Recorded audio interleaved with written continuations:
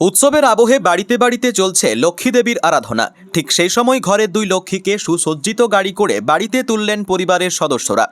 জানা গেছে পূর্ব বর্ধমানের আউসগ্রামের সিলুট গ্রামের বাসিন্দা শেখ নাসিম, পেশায় গাড়ি চালক। বছর দেড়েক আগে আউসগ্রামের বটগ্রামের বাসিন্দা আসমা খাতুনের সঙ্গে তার বিবাহ হয়। নাসিমের পরিবারের সদস্যরা প্রথম থেকেই কন্যা সন্তান চেয়েছিলেন উপরওয়ালার কাছে, আর সেটাই সত্যি হলো।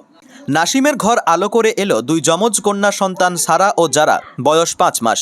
যমজ কন্যা সন্তানের আগমনে আনন্দে ভরে ওঠে গোটা পরিবার। একদিকে যেমন ধনলক্ষ্মী দেবীর আরাধনায় বাঙালির বাড়িতে বাড়িতে চলছে প্রার্থনা, ঠিক সেই সময় দুই ঘরের লক্ষ্মীকে বরণ করে ঘরে তুললেন পরিবারের সদস্যরা।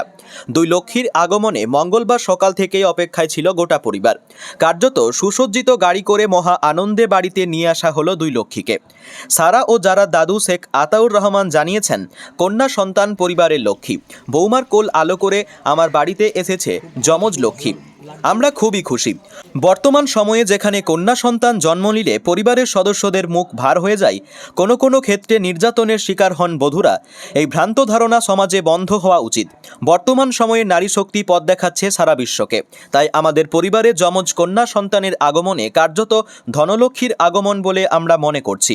উপরওয়ালার কাছে তাদের দীর্ঘায়ু কামনা করি। পূর্ব বর্ধমানের আউসগ্রাম থেকে শেখ মিলনের রিপোর্ট, 7 দিন টিভি।